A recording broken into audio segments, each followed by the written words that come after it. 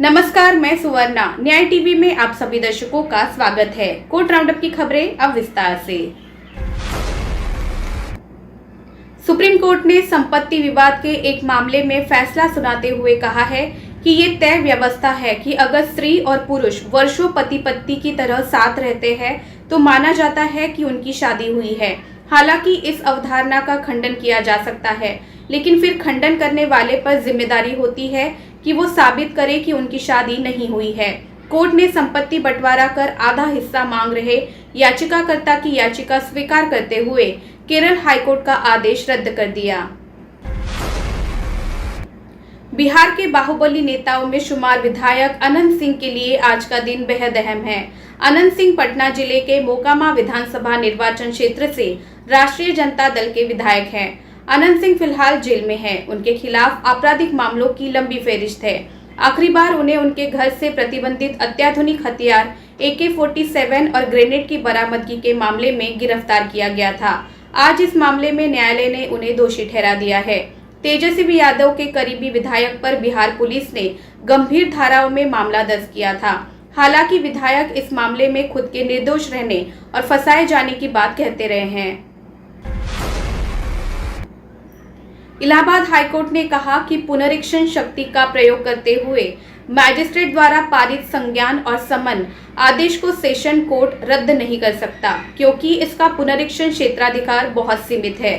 Justice Shamim Ahmad की खंडपीठ ने आगे कहा कि यदि सेशन कोर्ट को पुनरीक्षण न्यायालय के रूप में कार्य करते समय कोई अवैधता, अनियमितता या क्षेत्राधिकार त्रुटि मिलती है तो कार्यवाही को रद्द करने के बजाय उसे केवल मैजिस्ट्रेट के आदेश में त्रुटि को इंगित करके निर्देश जारी करने की शक्ति थी। बॉम्बे हाईकोर्ट ने फार्मेसी छात्र की गिरफ्तारी पर राज्य की खिंचाई की। बॉम्बे हाईकोर्ट ने सोमवार को एनसीपी अध्यक्ष शरद पवार के खिलाफ कथित रूप से अपमानजनक पोस्ट करने के लिए 21 वर्षीय एक छात्र की गिरफ्तारी पर महाराष्ट्र सरकार की खिंचाई की और राज्य से पूछा कि क्या वो उसकी रिहाई के लिए नो ऑब्जेक्शन देगी।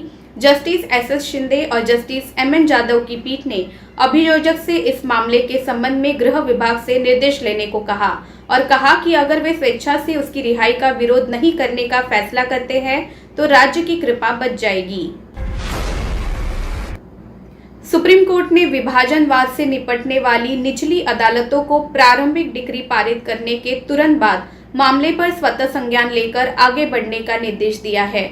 जस्टिस S अब्दुल नजीर और जस्टिस विक्रमनाथ की पीठ ने कहा, हम ट्रायल कोर्ट को निर्देश देते हैं कि CPC के आदेश 20 नियम 18 के तहत कदम उठाने के लिए विभाजन और संपत्ति के अलग कब्जे के लिए प्रारंभिक डिक्री पारित करने के बाद बिना किसी अलग कार्यवाही की शुरुआत की आवश्यकता के मामले को जल्द सुनवाई के लिए सूचीबद्ध करें।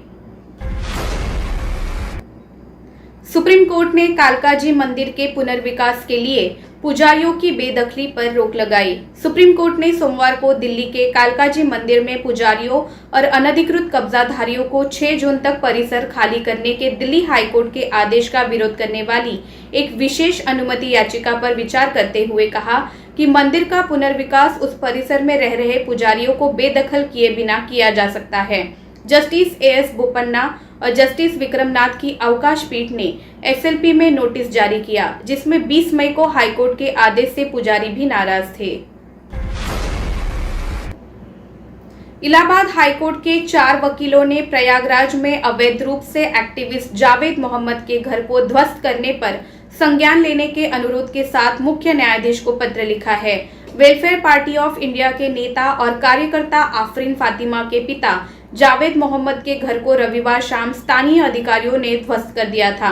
4 वकील KK रॉय, M सईद सिद्दीकी, राजवेंद्र सिंह और प्रबल प्रताप ने प्रार्थना की है कि विचाराधीन घर का पुनर्निर्माण किया जाए और एक्टिविस्ट की पत्नी को मुआवजा प्रदान किया जाए। पत्र में दावा किया गया है कि एक्टिविस्ट जावेद मोहम्मद की पत्नी के नाम पर घर रजिस्टर्ड था। दिल्ली हाईकोर्ट ने अपने करीबी परिवार की 4 साल की बच्ची से बलात्कार करने के दोषी एक व्यक्ति को दी गई उम्र कैद की सजा को बरकरार रखा है।